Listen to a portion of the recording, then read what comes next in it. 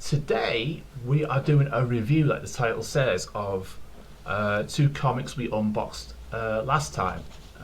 So what we unboxed last time was Ghost Spider. Let me just bring on the massive intermission screen. There you go. So we reviewed both Ghost Spider issue 4, and we did the brand new Captain Marvel comic. So it's issue 4. Originally, right through for issue 1 to issue 4, there was what the actual series seems to be about. From reading it, is it's to do with what's happened after when she was Gwenom. She sort of served her time. She's done what she wanted to do in the last sort of thing. But this one is more to do with the Spider-Verse films. For you guys who are interested in or who love the Spider-Verse films, this is worth getting. This is basically what happens after that film. So it's like a carry-on because you had Spider-Geddon, and it's also the aftermath of that. So hence the Ghost Spider title in the actual comics. So issue 1 to 3 was about her sort of trying to find a way. She came out, she was trying to get back to her life on normal with Spider-Gwen, and then she ended up getting transported to a different multiverse. Now this seems to be a theme through the series, and where Peter Parker keeps transporting her across to try and fix things in each Spider-Verse. So that's what's happening overall with this. So with issue 4, in case you guys haven't read it, but it's quite a good one. So you probably notice it's a lot of gravestones are actually on the actual cover of it. Now this is relating to the deaths that have happened in the Spider-Verse. So with this one, it is relating to the UK Spider-Man, who is William Braddock, for those who aren't sure. He first appeared in the Spider-Verse comics in November 2014. So it is about him, this comic, more than anything, this actual issue. And it's to do with his death, which has just occurred. So she ends up going back to different dimensions and multiverses. So she goes to Earth 90214 to go and see the Spider-Man Noir family and sort of try and find out, or not trying to, but try to apologise to what has happened in the Spider-Verse era, to sort of apologise to them, and they don't sort of take it that well, the apology. So she ends up fleeing there after a bit of a discussion and try and make amends. She goes then to Earth 803 to go and meet Lady Spider, the Lady Spider, and sort of talk more about her. I think that's the brother, the sister of the UK Spider-Man. So that happens, and she's like, well, I don't know, So she goes to the funeral, and she's just there, just sobbing at the gravestone, trying to sort of understand where, how she could have changed things, how things could have been better, and she starts feeling a bit depressed. It's a bit of a feel bad moment for her until someone actually comes up to her and says, do you know what? It's not your fault. It could have happened to any of us and all that lot. So she feels a bit more better in issue 4. And it's a complete contrast to issue 1 to 3. Especially issue 3, and where she's having to make amends or try and sort of deal with the Gwen Stacy version of the Green Goblin. So it's a bit of a different twist altogether. It's like, wow, she's helped the Green Goblin in issue 3, and she's actually helping her make amends, because it is that sort of thing. This time round, it's like she needs the help now to sort of understand the loss. And I quite like Marvel in going down this avenue. They did it with Captain Marvel, and when she dealt with the loss of certain things and all that lot. So it's nice to sort of see Marvel actually going down there and actually explore mental health regarding the characters. I mean, it's something you don't really see in comics in general, especially with the big names. But it's nice to see that they're going down that route and understand, well, look, it doesn't matter if the readers feel like that themselves, but the fact is the characters are going through that, and we want to help you understand it, and it is like that. So it's nice that they're doing that. It really is. The characters in this are actually Spider Noir, It isn't. Like I say, it mentions about Spider Noir. His first appearance was in February 2009. For those who are interested in Noir Spider-Man Volume One, so if you want to pick that up into the Spider-Verse film and follow up on the comics, that's worth for you to look back at the 2009 comic if you want to know about more about that. With Lady Spider, she first appeared in Spider-Verse again in January 2015. So if you want to find out more about her in this is her in a more grieving manner. So she's dressed up like a 19th century. She looks like a widow, but you find out she's actually his sister. She goes there, so I'm really sorry about you losing your brother. William Braddock, because that's how they're trying to relate to, rather than his actual UK Spider-Man name. But yeah, it's nice that she's having to do that. But you feel sorry for her at the same time, because she's had to go from the last volume, volume 2, going through the the Gwenom sort of evilness that she had on there, to them going through this. Now, it could be that some of the Simeonites are still affecting her body in some sort of. You get that sort of feeling when you read through these comics, because she travels to each dimension and she's finding that her outfits are changing. So it could be that the Simeonites are actually affecting her mental feelings, I suppose, is the best way. Not about good and bad feelings, but the fact that she's always feeling down and feeling bad about things, and she wants to make amends for not only what she's done, but her alter egos in other Spider-Verses as well. So it's good to see Marvel going down that route. I might criticise the artwork in some aspects in the actual comics itself. I'm thinking, well, they could have drawn her a bit better like this and that, but the storylines of it is quite good. It's nice to see they actually are exploring the Spider-Gwen at the moment. I mean, like I said, since they did the Amazing Spider-Man 2 film, and since the death of Gwen Stacy in the original one, there's always been a missing gap of having Spider-Gwen as a comic as well as in films. I said, so it's nice that they've used her to explore the Spider-Verse as well and bring in other Spider-Verse characters at the same time. So seeing, I mean, you do get to see him as a ghost UK Spider-Man, and also you sort of get a few sort of things about Noir Spider-Man and things like that, and Lady Spider. So it's good to see them bringing him into these comics as part of the Spider-Geddon Aftermath and Ghost Spider. So the next one we're going to review is the new Captain Marvel comic. Now, I was a bit wondering how they could go on from Life of Captain Marvel, because I always thought Life of Captain Marvel was a pre-film on. This one is a bit more strange. It's like in between film and the Life of Captain Marvel in a way.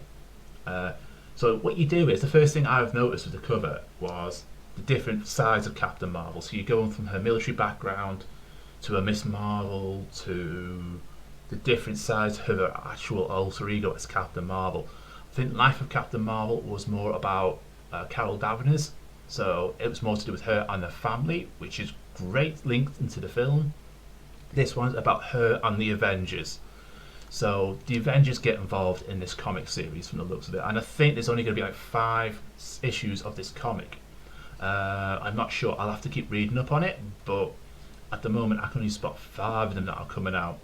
So this being issue 1 of volume 10, I think it is. It starts off with her, and you've got Spider-Woman, who is Jessica Drew, which has got like a British version of the female Spider-Woman. She's in there, and they're both fighting a massive Kraken in Lower Manhattan. This is what you found when to start off. So it's a cracking start to this comic. It's almost like a film start to it.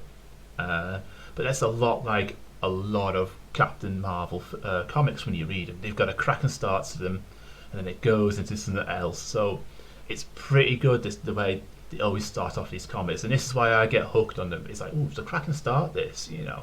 It's a bit like Civil War, Captain America's Civil War.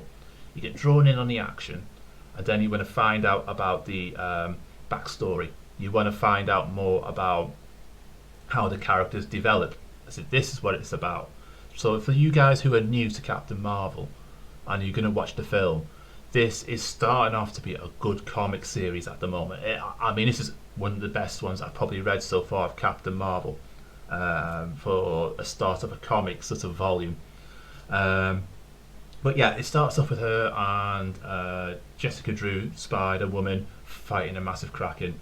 It turns into I won't say a gory-ish fight, but this kid gets involved. She has to then dive through this monster to go and rescue this kid, and comes out the other end of the monster, killing it. So that's how it is. And as that's finishing, Tony Stark pulls in and he sort of turns up.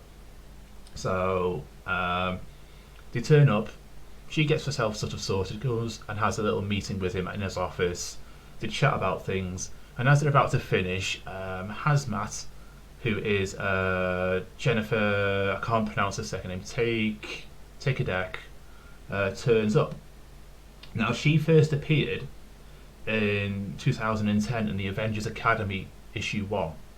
So for those who are interested in a backstory of Hazmat, is a female teenage character from the Avengers Academy. So it's worth sort of, seeing how this is going to progress with her, whether she's going to be a goodie or she's going to be a baddie. It's a bit like the Winter Soldier. You don't know how she's going to turn, especially with being Hazmat. And she tends to have a lot of chemical sort of, that seems to be a power, all chemical stuff, where she can create chemical things from the looks of the comic art at the moment.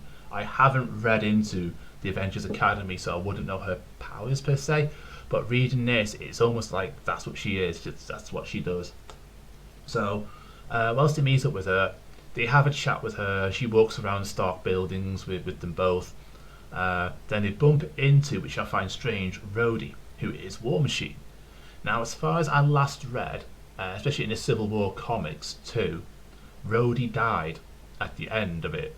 So in the more modern aftermath in Captain Marvel comics, she's mourning the loss of Rhodey and blaming Tony Stark. So she ends up sort of in a slightly psychotic state, and she probably finds out that Scree are responsible for her sort of thinking that in that sort of sense. So I think something along the line, something sort of changed in the comics. I haven't read in between them, but since having that comic since present day, I've got every Captain Marvel comic and I can't find a connection. So I might have to reread all of them again, but Rhodey's back. So they end up going on a date, Rhodey and Captain Marvel, because they are sort of friendly in that sort of way. They go on a date. They sort of explore, they bump into Ripley Ryan. This is what happens. They bump into Ripley Ryan, who's a reporter, and this is her first appearance in this comic. So whether or not she's a one-off or she keeps appearing in other comics as a reporter, we don't know. But she turns up, asks about questions to Captain Marvel and that. Then Nuclear Man turns up. So Nuclear Man's in this comic. So there ends up being a big fight going on between them. She has to call in, or Rhodey calls in the rest of the Avengers. So you have Thor turning up, Captain America, and Iron Man turn up, and all four of them are battling because Rhodey isn't suited up.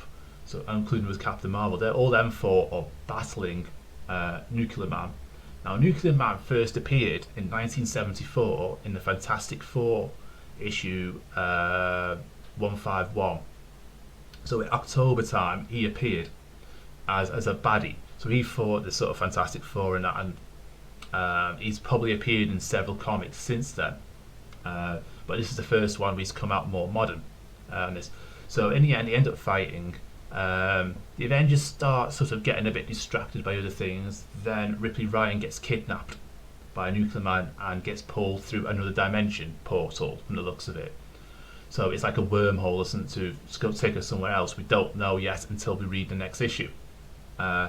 So what happens is Captain Marvel goes off and goes and follows him, chases after him. Then the Avengers sort of decide, well, we're going to follow suit, and that's how this issue finishes. So this is quite an interesting start for the comic. Now, I have got two of them here, right? So I don't know which one's in which, so I don't know. I'll probably open up this one. It's got tape in it because it feels like it's only got the one in it. So we'll do that. We'll open this up. I'll get rid of that. Throw that over there.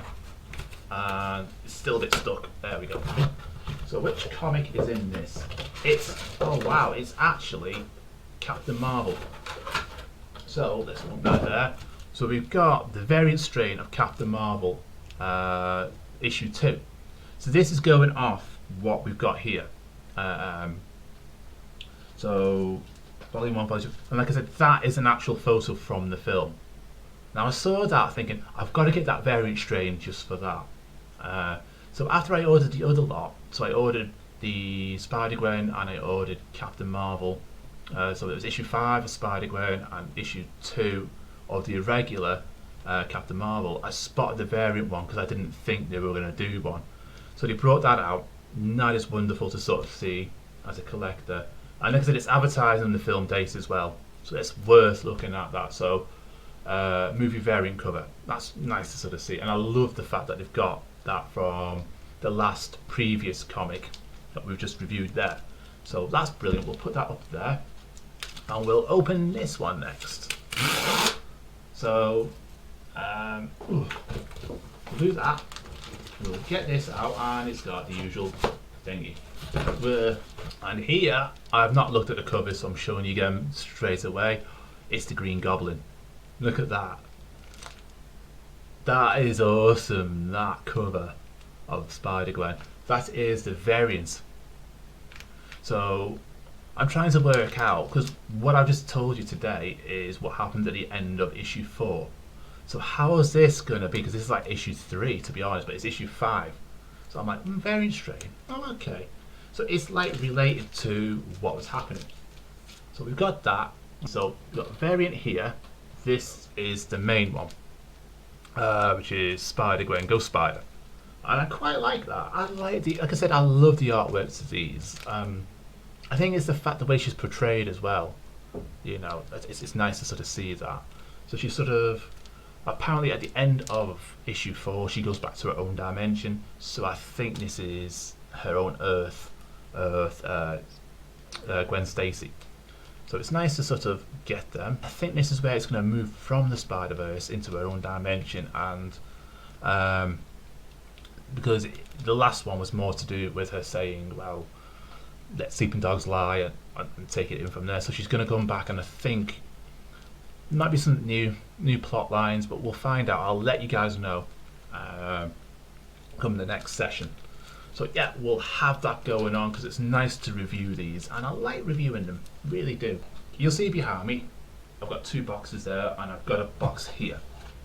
Now, what I want to do is the big box. I'm going to put the big box on here, and what I want to do is I want to do a switcheroo. Basically, I want to move the Spider-Gwens. Oh, Spider-Gwens are still in the big box.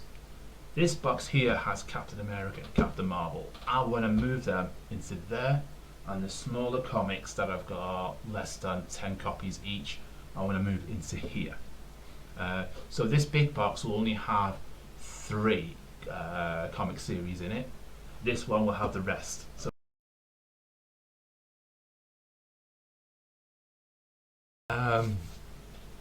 it's been brilliant to sort them out, it really is. But it's been nice to sort of do that. It's my 3rd archive stream of it.